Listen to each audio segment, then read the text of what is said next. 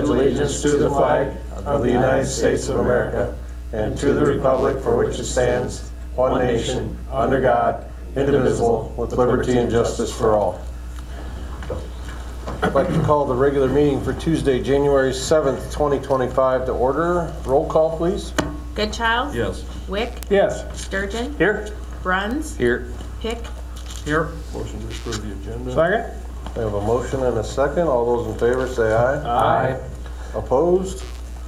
Motion carried. General discussion. Citizens. Any citizens here to address the council? Seeing none, we'll move on to Thumbs Up Award. We'll start with you, Brad. I don't have anything today. Ryan? Pass. Clark? Good, thanks. I don't really either. I'm going to give Steve? thumbs up to the Floyd Valley Hospital and their staff and services, top to bottom. Just had a week of knee replacement for my wife, and we're now into the rehab part of it, and it's going really well. So it's top-notch service out there. They did a great job. So Good deal. Mark? Pass. Okay. Moving on to consent items. Under the consent items, we have an approval for the December 17, 2024 regular meeting minutes. Oh, did you? I did. I just went Under the consent items, we have approval of the December 17, 2024 meeting minutes, list of bills for period ending 12/31/24, a renewal of the liquor license for the Habitué Uptown Event Center, and a new 5-day liquor license to Habitué, appointment for Parks and Rec.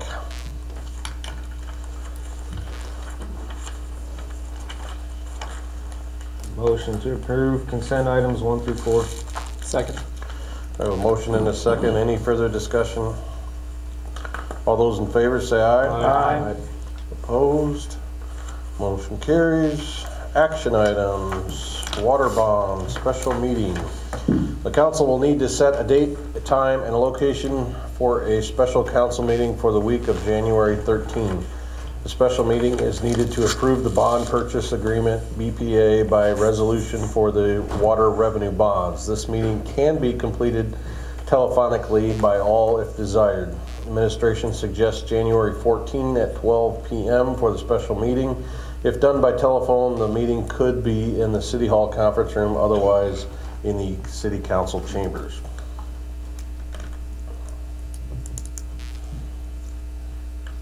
Well, I, for one, would probably appear telephonically. I likely have a conflict there. Do I need to be there to run the meeting? Or can Steve Wick, are you able?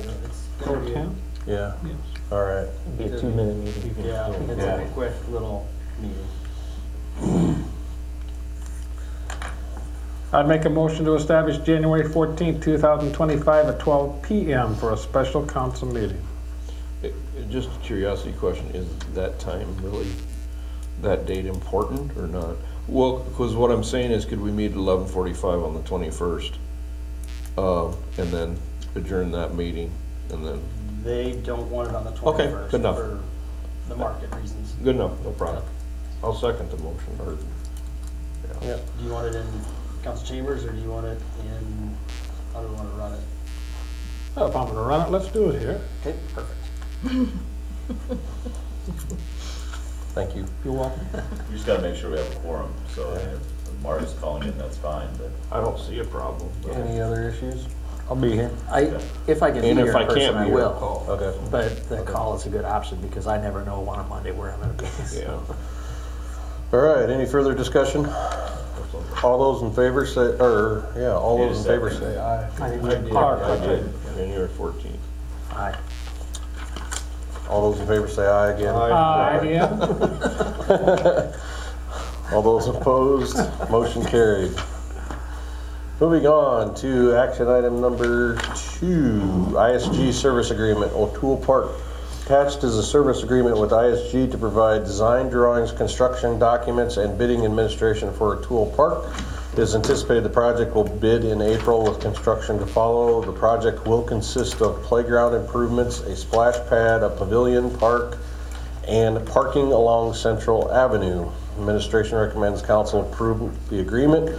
Costs will be covered by the city using lost funds as part of the city's $5.5 million contribution to CBP 3 projects. Jason, any comments on? Pretty simple.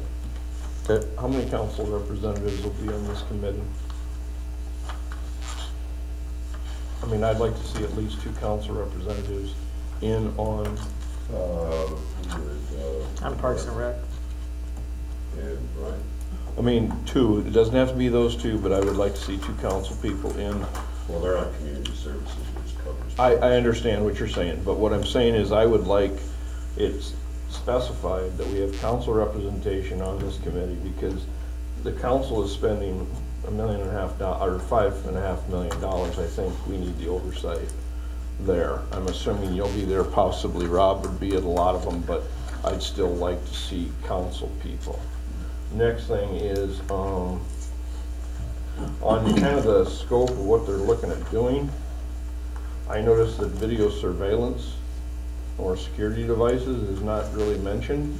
Maybe it's automatic, but I'd like to interject at this time that if we're investing this kind of money into a park, I want some sort of surveillance readily available, because one of my big concerns is going to be how vandal-proof all of this stuff is when we're spending this kind of money.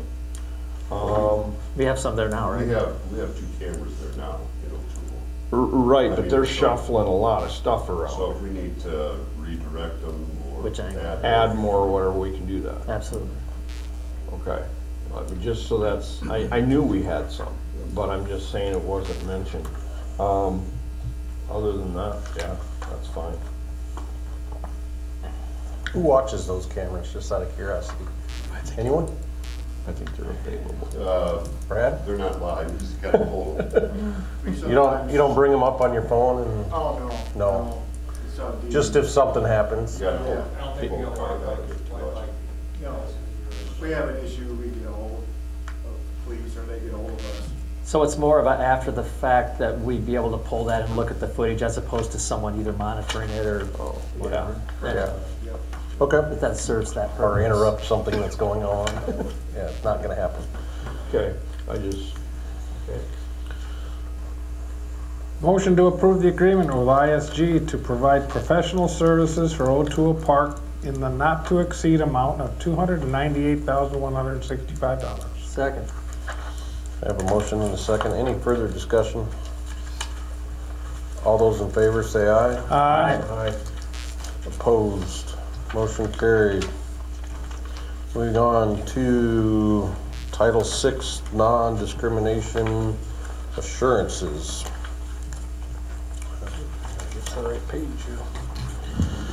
As a condition of receiving federal financial assistance from the Federal Highway Administration, the Iowa Department of Transportation, IDOT, is required to establish and implement a Title VI program that ensures non-discrimination in its programs, services, and activities. The IDOT carries out the mission of the federal aid programs and must comply with all non-discriminatory and equal opportunity statutes, regulations, and executive orders that apply to the distribution of federal funds. Recipients and sub-recipients receiving federal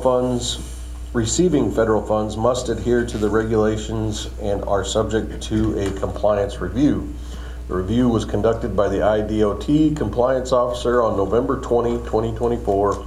The city administrator has provided the required information and documents. Administration is recommending council approve the attached resolution for submittal to the IDOT. Yeah, so they did the review. It was myself and the representative. And what that was is just to make sure that we have policies in place. We have certain wording in our contracts and bids. They do it, they're supposed to do it every 5 years, but, so this was just to update. We've got provided the documents, we've got everything in order. This is the last step, is to have the resolution in their files, so. we're good.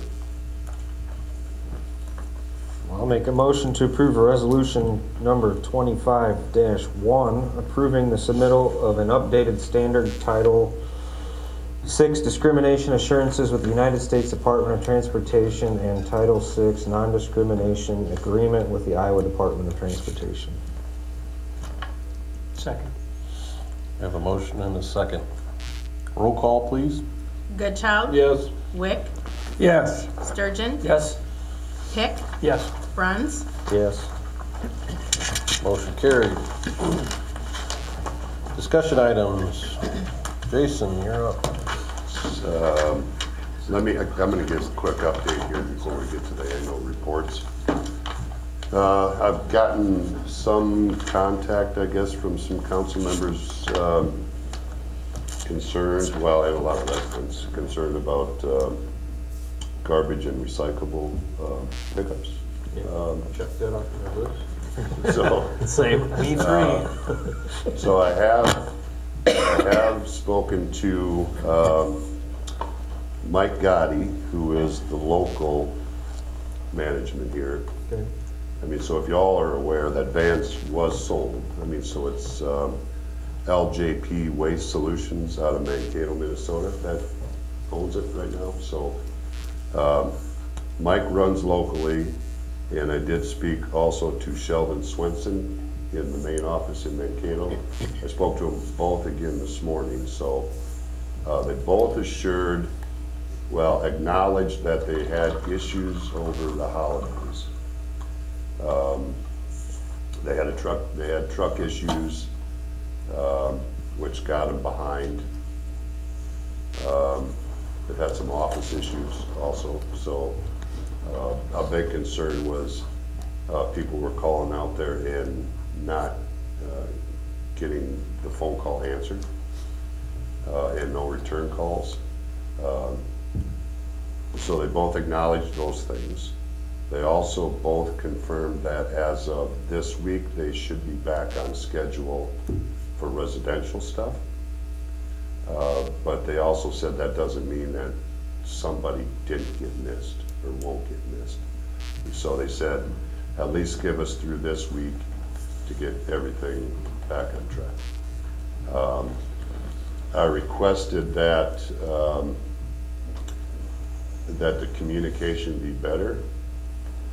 I asked if they do have issues, that they at least let City Hall know. So when people do call here, we can at least get an answer, because over the holiday weeks, we had no answer for it. Or it could be on Clem, or it could be on our website. Yeah. Absolutely, okay. So hopefully that answers a little bit of issue. If someone is missed, what are the citizens to do? Well, what they're supposed to do is call out there. Okay. The old van's But- number? Yep, it's Yeah. the same number, same everything. They're supposed to call out there, and by the contract that we have with vans is they are supposed to resolve that issue by the next business day. Sure. Okay, so we'd like to know, at least I would like to know, if stuff like that doesn't happen.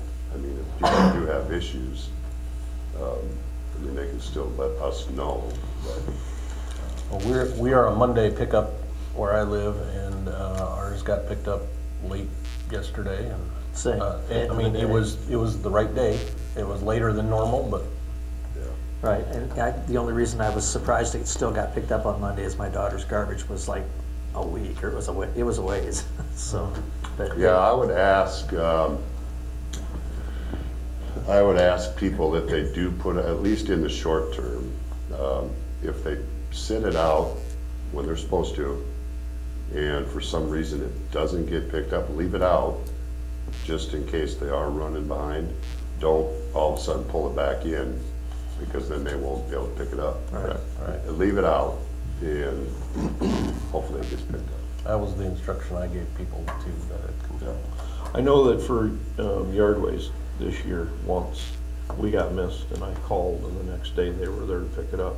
So is it, growing pains? I mean, is that what's happening mainly? Yeah, they've had some issues with the switchover. Okay. Okay. It's an annual contract that comes up, right? No? I think there's 2 years left on the current. Okay. I know, Well, we just renewed.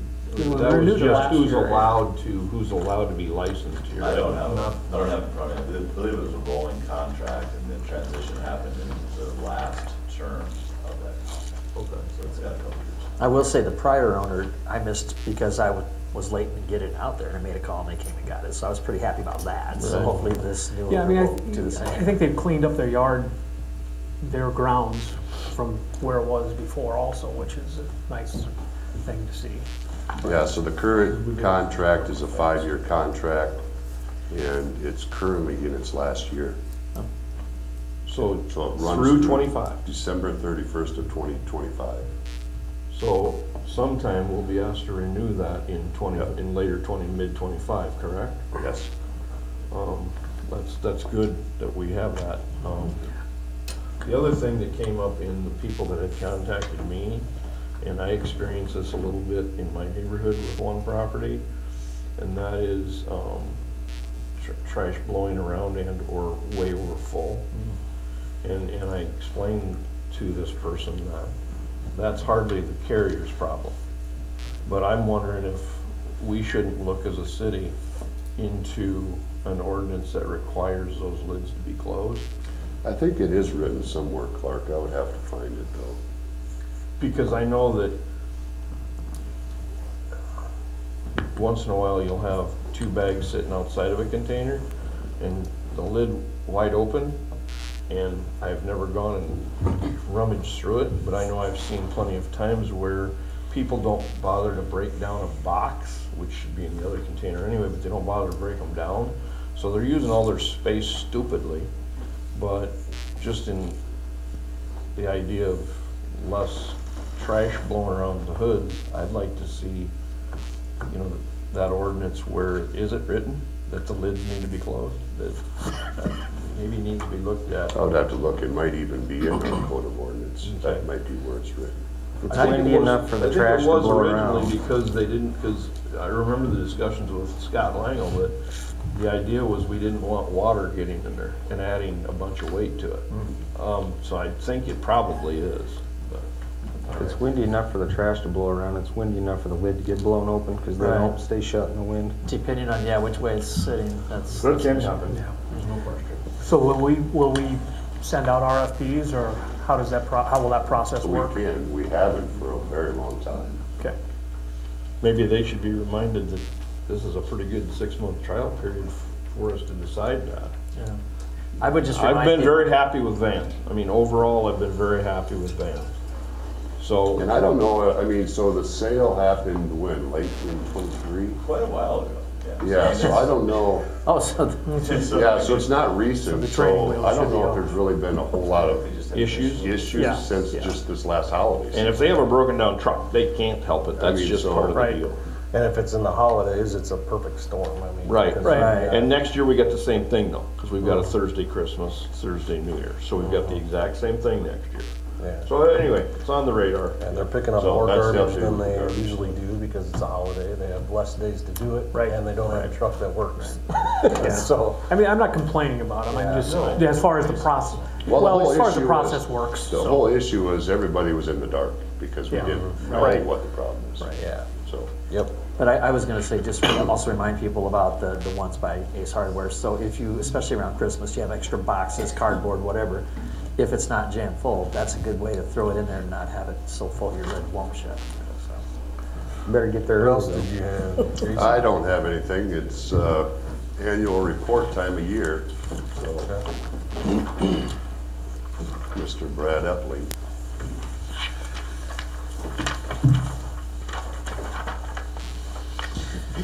Brad Epling, Public Facilities. Basically, other than our normal day-to-day operations of building maintenance and stuff we fix, I just went through my quarterly reports and did the highlights of some of the stuff we went through. The Public Works Department, Parks and Streets, we took down 320 of the 370 ash trees we had marked out on our city properties. We planted 80 new maple trees in several different locations where these trees were removed. We also have 50 new trees arriving this spring that will also be planted in some of them spots that we took trees out. Those new trees will be some locusts, some oaks, some Kentucky coffee trees, some sugar and autumn maples. I did work with John from Mid-America to get lighting out to our dog park area, which is along the road and in the dog park area. So that was all installed and is working well. We built a heavy-duty picnic table for our shelter house out by the sand volleyball courts. That gets used a lot, and we repaired all the rest of them and stained them last winter throughout the parks. We attended the Park and Facilities Concept Planning Workshop on improving our infrastructure, and that's still a work in progress, I guess. We built some new tables and fixed that countertop going through the middle of the bar area out the golf course. It makes that area more suitable for sitting and eating at. Several repairs were done to the walls at the convention center downstairs. All the corners were getting damaged, so we put metal on the corners and repainted everything. Foster Park's new playground was installed. The old one we took out and removed. And we overseeded the whole entire park just because it was getting bad and it needed seeded. We were a little bit under budget on that project, $4,300 under budget on that project. Some landscaping and maintenance was done at the convention center and arts center. We still have some to do at the convention center and arts center also this spring, but we've gotten started on it. What do you got at the convention center? What's on the list? And is it up The or down? landscaping around the whole building. Okay, Taking that plastic stuff out that pops up with the frost and put some bullnose pavers down and some rock. And okay.